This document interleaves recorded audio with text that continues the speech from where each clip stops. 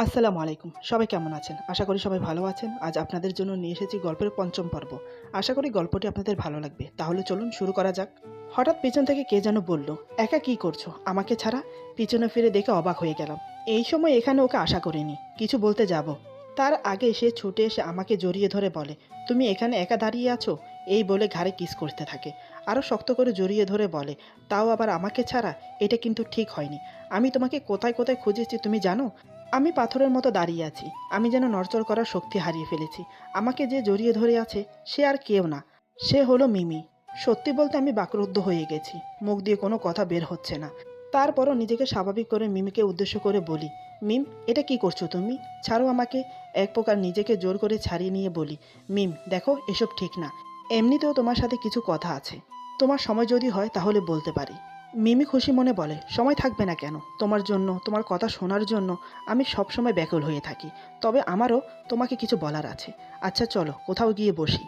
আমি বললাম, "ঠিক আছে চলো।" এদিকে আমাদের দুজনকে অন্য একজন দেখে যাচ্ছে। তবে আমাদের কথোপকথন শুনতে পাচ্ছে না। সে হলো সামিয়া।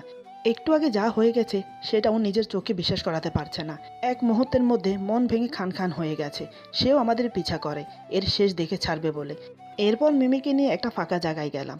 সেখানে গিয়ে মিমিকে বললাম, "মিমি, তোমাকে যে কথা বলবো তারপরে যেন কোনো উল্টাপাল্টা কিছু করে বসো না, আর আমাকে ভুল বোঝো না।" মিমি বলে, "কি এমন কথা বলো? না বলে তার আগেই এমন বলছো?" আমি বললাম, "তুমি আগে আমাকে কি বলতে চেয়েছিলে তাই বলো, আমি পরে বলছি।" মিমি বলে, "আসলে নীল, আমি ভনিতা পছন্দ করি না। সোজাসুজি বলে দেই, আমি তোমাকে ভালোবেসে ফেলেছি নীল। আমাকে ফিরিয়ে দিও না।" আমি কি বলবো, সব কিছু যেন মাথার উপর দিয়ে যাচ্ছে। করতে চাইলাম কি আর হয়ে গেল কি। আমি বললাম, "এটা সম্ভব নয়।" মিমি নরম সুরে বলে, "কেন?"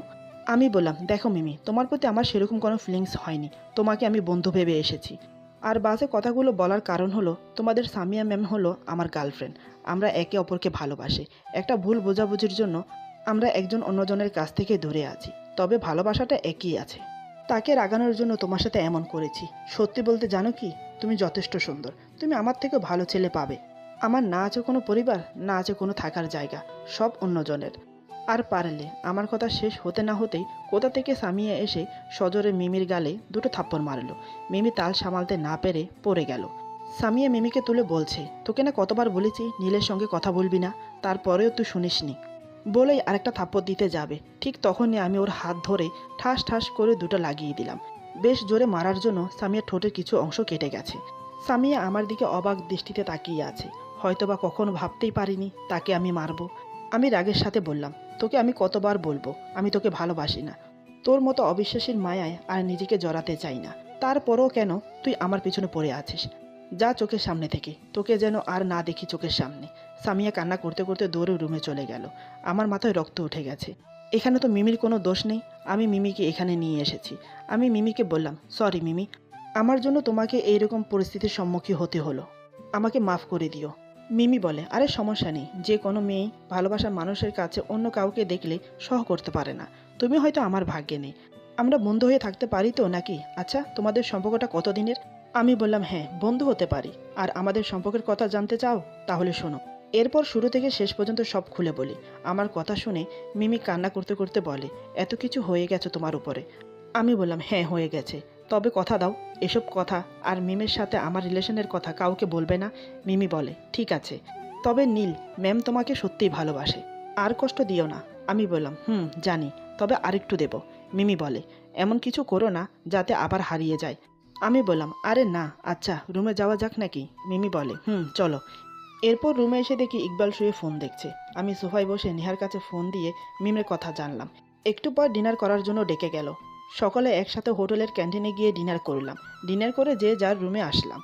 দীর্ঘক্ষণ জার্নি করার জন্য শরীর বেশ ক্লান্ত হয়ে পড়েছে। এই জন্য আজকে ঘোরাফেরা না করে একটু আগেই সবাই ঘুমিয়ে পড়ল। তবে ডিনারের সময় নেহাকে একাই দেখলাম, ওর বান্ধবীদের সাথে। মিম এতক্ষণে ঘুমিয়ে গেছে, কিন্তু সামিয়া ডিনার করলো না কেন? মনে হয় আমার উপর রাগ করে আসেনি। থাপ্পড়গুলো খুব জোরে লেগেছে। কিন্তু আমি কি করব? আমি চাইনি ওকে থাপ্পড় মারতে। এইসব বলতে বলতে একসময় ঘুমিয়ে পড়ি। হঠাৎ ফোনটা বেজে উঠল। হাতে নিয়ে দেখি নেহা ফোন দিয়েছে। এত রাতে নেহার ফোন দেখে ঘুম কোথায় যেন উধাও হয়ে গেল। ওদের কারোর কিছু হলো না তো? 1 পাউন্ড টেনশন নিয়ে ফোন রিসিভ করলাম। আমি বললাম, "হ্যালো নেহা, কোনো কিছু হয়েছে নাকি?" নেহা কাঁপা কাঁপা গলায় বলে, "ভাইয়া তুমি তাড়াতাড়ি আমার রুমে আসো।" আমি বললাম, "কেন?" নেহা বলে, তুমি আসো তাড়াতাড়ি, বলেই ফোন কেটে দিল। আমি রুম থেকে বের হয়ে দরজা বাহির থেকে লাগিয়ে দিয়ে নেহার রুমের কাছে গেলাম। দরজা ধাক্কা দিতেই নেহা এসে দরজা খুলে দিল। আমি রুমের ভিতর গিয়ে সামিয়ার বেডের দিকে তাকিয়ে দেখতেই আমার কলিজাটা কেঁপে উঠল, কারণ সামিয়া বেডের উপর শুয়ে আছে, গায়ের উপর কম্বল থাকা সত্ত্বেও থরথর করে কাঁপছে আর আবল তাবল বলছে। সামিয়ার কোল্ড অ্যালার্জি আছে, যার জন্য এখন তার অবস্থা খুবই খারাপ। সামিয়ার এই অবস্থা দেখে আমার বুকের ভেতরটা মোচড় দিয়ে উঠল। হাজার হলেও সে আমার ভালোবাসা। মুখে তাকে যতই বলি না কেন ভালোবাসি না ভালোবাসি না, কিন্তু অন্তরে তার প্রতি আমার ভালোবাসা একই আছে। তবে তার প্রতি আমার অভিমানটাও এখনও আছে। জানি না এই অভিমানটা শেষ কবে হবে। আমি সামিয়ার বেডের কাছে যেয়ে সামিয়ার কপালে হাত দিয়ে দেখি জ্বরের কারণে সামিয়ার কপাল পুড়ে যাচ্ছে। আমি নেহাকে জিজ্ঞাসা করলাম, নেহা ম্যামের এই অবস্থা হলো কি করে? নেহা বলে, আসলে ভাইয়া সন্ধ্যার পর ম্যাম কোথা থেকে দৌড়ে রুমে আসলো। রুমে এসে কোনো কথা না বলেই ওয়াশরুমে চলে গেল। একটু পরে দেখি শাওয়ারের শব্দ আসছে। আমি মনে করলাম জার্নি করার জন্য শরীর ক্লান্ত হয়ে পড়েছে, তাই শাওয়ার নিচ্ছে। আমিও আর কিছু বললাম না। প্রায় আধা ঘন্টা পর হয়ে যাচ্ছে, তবু বের হয়ে আসছে না। আমি ওয়াশরুমের দরজা ঠেলে ভিতরে ঢুকে দেখি ম্যাম ওয়াশরুমের মেঝেতে বসে থেকে কান্না করছে আর মাথার উপর ঝর্ণা থেকে পানি পড়ছে। আমি বললাম, কি হয়েছে তোমার? ম্যাম বলে, কিছু হয়নি। আমি বললাম, তাহলে এভাবে শাওয়ার ছেড়ে বসে আছো কেন? ম্যাম বলে, আমার কিছু হয়নি, প্লিজ তুমি এখান থেকে চলে যাও, আমাকে একা থাকতে দাও। আমি আর কিছু না বলে ওয়াশরুম থেকে বের হয়ে আসলাম। একটু পরে ডিনারের জন্য ডাকলাম, কিন্তু সে বলে পরে ডিনার করবে। আমি জেদ করেও তাকে আমার সাথে ডিনার করতে নিয়ে যেতে পারিনি। আমি মিমকে নিয়ে ডিনার করতে গেলাম। ডিনার করে রুমে এসে দেখি ম্যাম এখনও শাওয়ার নিচ্ছে। আমি আর কোনো কথা না শুনে জোর করে ভিজা কাপড় চেঞ্জ করালাম। তারপর তাকে আবার জিজ্ঞেস করলাম, কি হয়েছে? ম্যাম আমাকে জড়িয়ে ধরে কান্না করতে করতে বলে, আমি হেরে গেছি নেহা, আমি আমার ভালোবাসার প্রতি হেরে গেছি। তখন আমি বুঝতে পারলাম তোমাদের মাঝে কিছু হয়েছে। নেহার কথা শুনে আমার দুই চোখ দিয়ে জল পড়তে লাগলো। কি করে পারলাম মেয়েটার সাথে এমন আচরণ করতে? মন চাই বুকে জড়িয়ে নিয়ে চোখে চোখ রেখে বলি, পাগলি, তোকে খুব ভালোবাসি রে, কেন তুই বুঝিস না? কিন্তু কোনো এক অজানা শক্তি এসে বাধা দিয়ে বলে, নীল, সেও তো তোকে কম শাস্তি দেয়নি, তুই কি ভুলে গেলি? তখন আমি আর ওর কাছে ফিরে যেতে পারি না। জেগে ওঠে সেই পুরনো ক্ষতগুলো। মনে পড়ে সেই 3 বছর আগের কথাগুলো, যখন সে আমাকে বিনা দোষে চরিত্রহীন উপাধি দিল। কি করে তোমার কাছে আবার ফিরে যাই? নেহার কথায় আমি ভাবনার জগৎ থেকে বের হয়ে আসলাম। নেহা বলে, ভাইয়া, জানি না তোমাদের মধ্যে কি হয়েছে, জানার চেষ্টাও করি না। তবে একটা কথা বলি ভাইয়া, এই মেয়েটা তোমাকে খুব ভালোবাসে। তাই বলি অতীতের সব কিছু ভুলে আবার নতুন করে শুরু করো। আমি নেহার কথার উত্তর না দিয়ে বললাম, নেহা, তোর কাছে রুমাল থাকলে নিয়ে আয় তো। আমি ওয়াশরুম থেকে এক জগ পানি নিয়ে আসলাম। পানি নিয়ে এসে সামিয়ার মাথার কাছে বসে রুমাল পানিতে ভিজিয়ে সামিয়ার মাথায় পট্টি দিতে লাগলাম। সামিয়ার জ্বর ক্রমশই বেড়েই চলছে। গায়ের কাঁপুনি বেশি হয়ে যাচ্ছে আর জ্বরের ঘরে ভুলভাল বকছে। আমি আমার রুমে এসে ব্যাগ থেকে জ্বরের ক্যাপসুল নিয়ে এসে সামিয়াকে খাইয়ে দিলাম। সামিয়া এখনও অবচেতন অবস্থায় আছে। প্রায় 45 মিনিট ধরে জলপট্টি দেওয়ার পরে সামিয়া একটু স্বাভাবিক হলো। এতক্ষণ নেহা আমার পাশেই বসেছিল। আমি নেহাকে বললাম, আপু, তুই মিমকে নিয়ে তোর বেডে শুয়ে পড়। নেহা প্রথমে আপত্তি জানায়, পরে মিমকে নিয়ে শুয়ে পড়ে। আমি সামিয়ার মাথা আমার কোলে তুলে নিয়ে মাথায় হাত বুলিয়ে দিচ্ছি আর মাথায় জলপট্টি দিচ্ছি। এক্সের সেবা করতে করতে কখন যে রাত শেষ হয়ে গেছে বুঝতেই পারিনি। ভোরের দিকে জ্বর একটু কমেছে, তাই আমি চলে আসি। রুমে এসে ফ্রেশ হয়ে ইকবাল আর আমি বসে আছি। একটু পরে রিয়াদ আর সাকিব আমাদের রুমে আসলো। সাকিব আর রিয়াদ বসতেই ইকবাল বলতে শুরু করলো, জানিস তোরা, আমাদের নীল ভাই আজকে রাতে ভাবির কাছে ছিল। ইকবালের কথা শুনে সাকিব আর রিয়াদ আমার দিকে মুখ খোলা রেখে তাকিয়ে আছে। মনে হচ্ছে আমি অন্য গ্রহ থেকে এসেছি। সাকিব বলে, বলিস কি মামা, এত দূরে এগিয়ে গেছে? ইকবাল বলে, আরে আগে শুনবি তো নাকি? রিয়াদ বলে, বল। ইকবাল বলে, রাত প্রায় 10টা বাজে, আমার ঘুম ভেঙে গেল। পাশের বেডে তাকিয়ে দেখি নীল নেই। মনে করলাম ওয়াশরুমে গেছে, কিন্তু বেশ কিছুক্ষণ পর হয়ে যাওয়ার পরেও ওয়াশরুম থেকে বের হচ্ছে না। আমি ওয়াশরুমে ঢুকে দেখি কেউ নেই। গেল কই রে? আমি ভাবলাম হয়তো বাহিরে গেছে। রুম থেকে বের হয়ে এসে দেখি বাহিরেও নেই। ম্যামের রুমে উকি দিয়ে দেখি আমাদের জানের দোস্ত নীল কথা বলছে। তার মানে ভাইয়া ভাবির রুমে গেছে। আমি রুমে এসে শুয়ে পড়লাম। ফজরের একটু আগে ঘুম থেকে উঠে দেখি নীল এখনও আসেনি। একটু পরে রুমে আসলো। আমি ঘুমানোর ভান করে মিটিমিটি চোখে তাকিয়ে বুঝতে পারলাম বন্ধুর শরীর বেশ খারাপ, কারণ সারা রাত হয়তো ম্যাচ খেলেছে। রিয়াদ বলে, এত কিছু হয়ে গেল, তারপরও তুই আমাদেরকে কিছু জানানোর প্রয়োজন মনে করলি না? ছি, ভাবতেও খারাপ লাগছে। আমি বললাম, আরে ভাই, ইকবাল যা বলছে তার কিছু সত্যি কিছু মিথ্যা। আমি রাতে ওইখানে ছিলাম, কিন্তু আমাকে আর বলতে না দিয়ে সাকিব বলে, বুঝি বন্ধু বুঝি, আমরা কচি খোকা না। আমি বললাম, কচু বুঝিস তোরা, থাক তোরা, বলেই রুম থেকে বেরিয়ে আসলাম। তারপর সকালে নাস্তা করে ঘুরতে বের হলাম সবাই। প্রকৃতির এমন মনোমুগ্ধকর দৃশ্য দেখে মনে হচ্ছে প্রকৃতির মাঝে হারিয়ে যায়। অনেকক্ষণ যাবৎ ঘোরাফেরা করলাম। দুপুর 2টা বেজে গেছে। আমরা কেউ হোটেলে ফিরবো না এখন, কারণ আজকের দিনটায় সময় আছে কক্সবাজার ঘোরার। রাতে আমরা রওনা দেব সিলেটের উদ্দেশ্যে। তাই একটা রেস্টুরেন্টে গিয়ে সবাই লাঞ্চ করে আবার রওনা দিলাম সমুদ্র সৈকতের উদ্দেশ্যে। বিকেলের সেই পড়ন্ত সূর্যের রোদটুকু এবং সন্ধ্যার সূর্যাস্ত উপভোগ করার জন্য আমরা সৈকতের কাছে ঘুরছি। আমি, নেহা, মিম, সামিয়া একসাথে ঘুরছি। ওরা তিনজন আমার সামনে সামনে যাচ্ছে আর আমি তাদের পিছে পিছে যাচ্ছি। ফোনটা বেজে উঠল। বের করে দেখি অফিসের এমডি ফোন দিয়েছে। রিসিভ করে জানতে পারলাম জরুরি মিটিংয়ের জন্য আমাকে আজকে রাতেই ঢাকা ফিরতে হবে। ফোন কাটতেই দেখি ওরা তিনজন আমার থেকে অনেকটা দূরে চলে গেছে। হঠাৎ মিমি দৌড়ে এসে বলে, নীল দেখো তো, আমার চোখে কি যেন পড়েছে, খুবই ব্যথা করছে, প্লিজ একটু দেখো।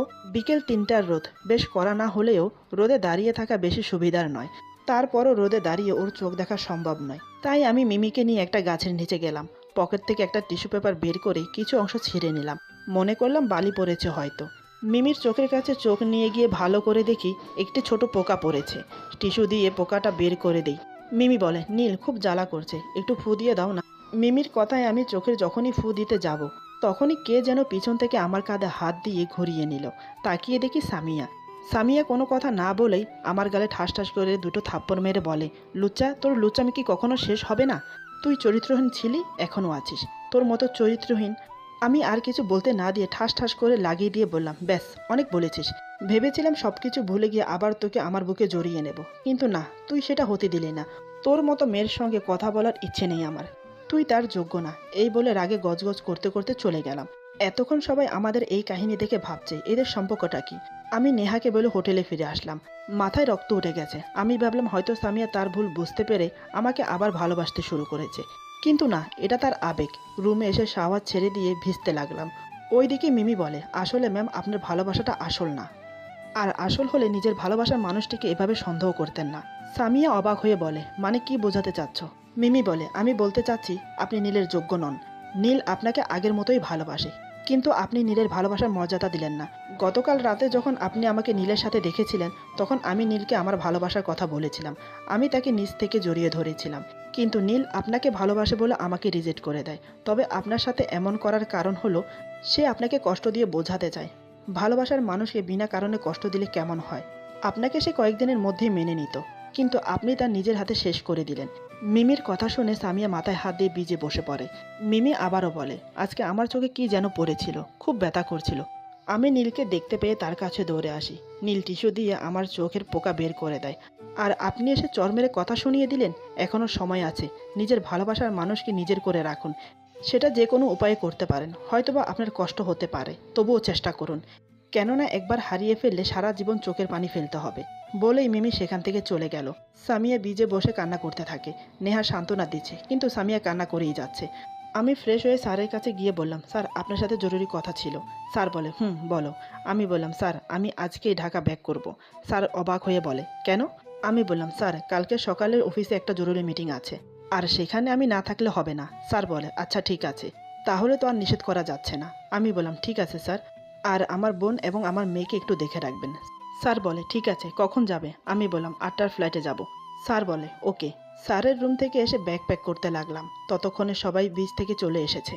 আমাকে প্যাক করতে দেখে ইকবাল বলে, নীল কোথায় যাবি? প্যাক করছিস কেন? আমি বললাম, ঢাকা যাব। ইকবাল অবাক হয়ে বলে, কেন? আমি বললাম, অফিসে জরুরি মিটিং আছে, আর নেহাকে একটু দেখে রাখিস। ইকবাল বলে, আচ্ছা ঠিক আছে। আমি নেহাকে ফোন দিয়ে বাইরে আসতে বললাম। নেহা বাইরে এসে দেখে অবাক, কারণ আমি লাখিস নিয়ে বের হয়েছি। আমাকে এই অবস্থায় দেখে বলে, ভাইয়া তুমি কোথায় যাবে? আমি বললাম, আসলে অফিসের একটা জরুরি মিটিং আছে তো, তাই আমাকে যেতে হবে। নেহা বলে, না গেলে নয়। আমি বললাম, না রে বোন, যেতেই হবে, আর আমার আম্মুকে একটু দেখে রাখিস। এমন সময় সামিয়া মিমকে নিয়ে আমার কাছে আসলো। সামিয়া আমাকে এইভাবে দেখে অবাক। আমি আমার মেয়েকে কোলে নিয়ে বললাম, আম্মু তুমি আমার সাথে যাবে নাকি তোমার আন্নির সাথে থাকবে? মিম বলে, আন্নির সাথে। তুমি কোথায় যাবে? আমি বললাম, আমি ঢাকায় যাব আম্মু। মিম বলে, ও। আমি বললাম, ঠিক আছে আমি তাহলে যাই, আর নেহা মিমকে দেখে রাখিস। নেহা বলে, ঠিক আছে ভাইয়া, ভালোভাবে যেও। আমি আচ্ছা বলে লাগেজ হাতে নিয়ে যেই না এক কদম ফেলবো, ঠিক তখনই সামিয়া দৌড়ে এসে আমার পা জড়িয়ে ধরে কান্না করতে করতে বলে, প্লিজ এবার আমাকে ক্ষমা করে দাও, আর একবার আমাকে সুযোগ দাও। আমি কিছু না বলে পা ছাড়িয়ে নিয়ে সবার থেকে বিদায় নিয়ে পা বাড়ালাম বিমানবন্দরের উদ্দেশ্যে। সামিয়া মনে করেছে আমি ওর উপর রাগ করে চলে যাচ্ছি। পরে নেহার থেকে সব শুনে শান্ত হয়। আমি ঢাকায় এসে পরের দিন মিটিং অ্যাটেন্ড করে ওদের জন্য অপেক্ষা করতে থাকি। ওরা আসতে আরও 2 দিন সময় আছে। এই সুযোগে রাজশাহী গিয়ে মাকে দেখে আসলাম। আজ ওরা ফিরবে, তাই আমি কলেজে গিয়ে আগে থেকে অপেক্ষা করছি। কারণ সব বাস কলেজে এসে থামবে, তারপর কলেজ থেকে যার যার বাড়িতে ফিরে যাবে। কিছুক্ষণ অপেক্ষা করার পর সব বাস এক এক করে কলেজে প্রবেশ করে। সবার সাথে দেখা করে কথা বলে বাসায় আসলাম। সামিয়াকে দেখেছি, বেচারির মুখটা শুকিয়ে গেছে। এভাবে কেটে গেল আরও কয়েকদিন। সামিয়ার সাথে তেমন কথা হয় না, শুধু একজন অপরজনকে দেখা ছাড়া আর কিছুই হয়নি। এভাবে আরও 2 সপ্তাহ কেটে গেল। রাতে মিম, নেহা আর আমি একসঙ্গে ডিনার করছি। মিম আমার কোলে বসে, আমি হাতে তুলে খাইয়ে দিচ্ছি। নেহা বলে, ভাইয়া একটা কথা বলার ছিল। আমি বললাম, কি বল। নেহা বলে, আসলে ভাইয়া সামিয়া ম্যাম যে বাসায় থাকতো সেই বাসায় সমস্যা হচ্ছে, এখন থাকার জন্য একটা বাসা খুঁজছে। আমি বললাম, তো? নেহা বলে, আমি বলছি কি তাকে আমাদের বাসায় রেখে দেই, তাতে করে তার কাছে আমার লেখাপড়াও ভালো হবে, আর মিম তার মামুনিকে কাছে পাবে। নেহার কথা শুনে প্রথমে আমার খুব রাগ হলো, তারপরও আমি নেহাকে ঠান্ডা মাথায় শান্তভাবে বললাম, দেখ নেহা, তুই কি চাস আমি তোদেরকে ছেড়ে চলে যাই? নেহা বলে, না। আমি বললাম, তাহলে এসব কথা আর বলিস না। নেহা বলে, প্লিজ ভাইয়া, তুমি শুধু আমার এই কথাটা রাখো। আমি বললাম, আমি এই বিষয়ে আর কোনো কথা বলতে চাচ্ছি না। এই কথা বলে খাবার টেবিল থেকে উঠে মিমকে নিয়ে রুমে চলে আসি। মিমকে ঘুম পাড়িয়ে রেখে ছাদে গেলাম। ছাদে গিয়ে আকাশের তারাদের দিকে তাকিয়ে মনে মনে ভাবছি, কেন সামিয়া, কেন কেন তুমি আমার সেই পুরনো কষ্টগুলো মনে করিয়ে দিচ্ছ? আমি তো তোমাকে ছাড়া ভালোই ছিলাম। কোথা থেকে তুমি এসে আবার তোমার সেই মায়ায় জড়িয়ে ফেললে? যে মায়ার কাছে আমার ঘৃণাটা হার মেনে নিয়েছিল। আমি তো সব কিছু ভুলে তোমাকে বুকে জড়িয়ে নিতে চেয়েছিলাম, কিন্তু তুমি আমাকে আবার সে একইভাবে সন্দেহ করে চরিত্রহীন উপাধি দিলে। বেশ, আমি চরিত্রহীন হলাম, কিন্তু আমার কাছে আসার জন্য, আমার বাসায় থাকার জন্য এরকম করছো কেন? হয়তোবা তুমি মনে করেছো আমি কিছুই বুঝতে পারিনি। মনে মনে হেসে উঠে বললাম, দেখি তুমি কতদূর দৌড়াতে পারো। ওইদিকে নেহা মন খারাপ করে ডাইনিং টেবিল থেকে উঠে রুমে আসতেই ওর ফোনটা বেজে উঠল। বেড থেকে ফোনটা হাতে নিয়ে দেখে সামিয়া ফোন দিয়েছে। নেহা রিসিভ করে সালাম বিনিময় করে বলে, কেমন আছো ভাবি? সামিয়া সালামের উত্তর দিয়ে বলে, আলহামদুলিল্লাহ। নেহা, তোমার ভাইয়া কি বলল? নেহা মন খারাপ করে বলে, আসলে ভাবি, ভাইয়া তো রাজি হচ্ছে না। সামিয়ার উৎসাহটা নিমেষেই দমে গেল। সে মনে করেছিল আমি তাকে বাসায় আসতে দেব, কোনো আপত্তি করব না, কিন্তু এখন তার উল্টো। সামিয়া গম্ভীর সুরে বলে, ও। নেহা বলে, মন খারাপ করো না, সব ঠিক হয়ে যাবে। সামিয়া কান্নাজড়িত গলায় বলে, কিছুই ঠিক হবে না নেহা, কিছুই ঠিক হবে না। আমি অনেক বড় ভুল করে ফেলেছি। আমি মনে হয় আমার ভালোবাসাকে হারিয়ে ফেললাম। নেহা বলে, প্লিজ ভাবি, তুমি ভেঙে পড়ো না, আমি চেষ্টা করছি। সামিয়া বলে, প্লিজ নেহা, তুমি কিছু করো। নেহা বলে, ঠিক আছে, তুমি কোনো চিন্তা করো না। সামিয়া বলে, আচ্ছা, পরে কথা বলবো। এই বলে ফোন কেটে দেয়। নেহার সাথে কথা বলে সামিয়া চিৎকার করে কান্না করতে লাগলো। সামিয়ার মনে হচ্ছে সে নীলকে হারাতে যাচ্ছে, বড্ড বেশি ভালোবাসে সে নীলকে, কিন্তু কিভাবে যে কি হয়ে গেল। হয়তো বেশি ভালোবাসার জন্য সন্দেহটাও বেশি, আর একটা সম্পর্ক ভাঙতে সন্দেহের অবদান সবচেয়ে বেশি। নেহা ফোন রেখে ভাবতে লাগলো কিভাবে সামিয়াকে তার বাসায় নিয়ে আসা যায়, আর এর জন্য তার ভাইকে রাজি করাতে হবে, কিন্তু কিভাবে। একটু পরে মনে পড়লো তার ভাই তো তার কান্না আর কষ্ট সহ করতে পারে না। এসব ভাবতেই ঘুমিয়ে গেল। অনেক রাত পর্যন্ত ছাদে থেকে তারাদের খেলা দেখে রুম এসে শুয়ে পড়লাম। ফজরের আজানে ঘুম ভাঙলো। নামাজ পড়ে একটু স্টাডি করলাম। সকালে নাস্তা করতে বসে আমার মেয়ের সাথে গল্প করছি। মানে ট্যুরে গিয়ে কি দেখলো, ওর মামনি কি খাওয়ালো, কি বললো, এসব আর কি। গল্প করতে করতে 20 মিনিট পার হয়ে যাওয়ার পরেও নেহা আসছে না। আমি আমার মেয়েকে বললাম, আম্মু, তোমার আন্নিকে ডেকে নিয়ে আসো তো। মিম বলে, আচ্ছা বাবাই। কিছুক্ষণ পর মিম একাই ফিরে আসলো। আমি বললাম, আম্মু, তোমার আন্নি কোথায়? মিম বলে, বাবাই, আন্নি রাগ করেছে, খাবে না বললো। আমি বললাম, রাগ করেছে মানে? চলো তো আম্মু, কি হয়েছে দেখি। আমার মেয়েকে কোলে নিয়ে নেহার রুমে গেলাম। রুমে গিয়ে দেখি নেহা বালিশে মুখ গুজে কান্না করছে। আমি নেহার মাথায় হাত বুলিয়ে বললাম, কি হয়েছে আপু তোর, কান্না করছিস কেন? নেহা কোনো কথা না বলে বালিশে মুখ গুজে কান্না করেই যাচ্ছে। এইবার আমি আর স্থির থাকতে পারলাম না। আমি আমার হাত দিয়ে ওর মাথাটা আমার কোলে নিয়ে বললাম, কি হয়েছে নেহা, আমাকে বলবি তো? নেহা বলে, আমি কারোর বোন না, আমার জন্য কাউকে কষ্ট পেতে হবে না, কেউ আমার কথা শোনে না, আমি কারোর কেউ না। আমি মনে মনে বললাম, ও এই ব্যাপার, এতক্ষণে বুঝলাম। মুচকি হেসে নেহার কপালে একটা চুমু খেয়ে বললাম, বল তুই কি চাস? নেহা বলে, ম্যামকে আমাদের বাসায় থাকতে দিতে হবে। আমি বললাম, ঠিক আছে, যা। নেহা বলে, সত্যি? আমি বললাম, হুম।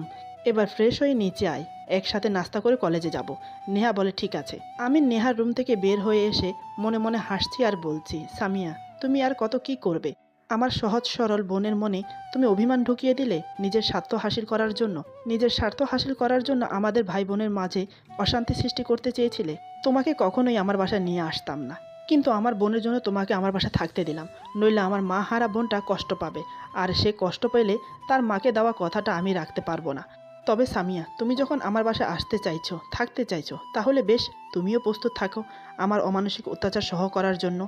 তারপর তিনজন একসাথে নাস্তা করে কলেজে গেলাম। কলেজ শেষ করে বাসায় ফিরলাম। সন্ধ্যার দিকে সামিয়া তার ব্যাগপত্র নিয়ে আমাদের বাসায় আসে। আমি তাকে দেখেও না দেখার ভান করে উপরে চলে যাচ্ছিলাম। হঠাৎ সামিয়া যা করলো তার জন্য আমি প্রস্তুত ছিলাম না। আমি তো এক কথায় হকচকিয়ে গেছি। বিস্ফারিত চোখে তাকিয়ে দেখা ছাড়া আর কিছুই করতে পারছি না। এরপর যা হলো, আজকের গল্প এখানে সমাপ্ত। গল্পের বাকি অংশ পেয়ে যাবেন আগামী পর্বে। আশা করি গল্পটি আপনাদের ভালো লাগবে। যদি ভালো লাগে তাহলে লাইক, কমেন্ট এবং সাবস্ক্রাইব করে আমাদের পাশে থাকুন। পাশে থাকা বেল আইকন প্রেস করে দেবেন, তাহলে আমাদের নিত্য নতুন ভিডিও আপনাদের কাছে পৌঁছে যাবে। সবাই ভালো থাকবেন, সুস্থ থাকবেন। আল্লাহ হাফেজ।